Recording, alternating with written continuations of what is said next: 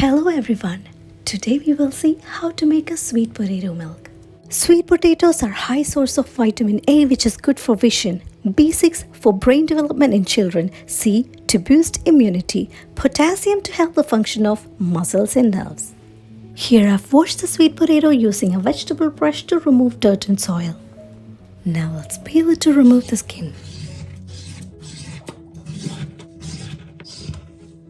And then cut into small chunks. We'll steam these sweet potato chunks until they are tender.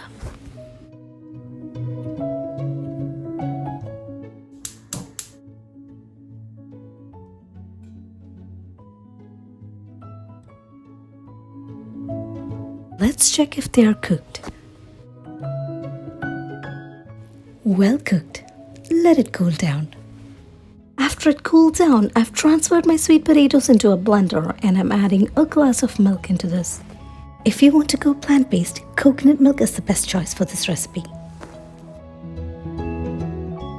1/4 of a teaspoon of vanilla essence and a tablespoon of sugar for flavoring.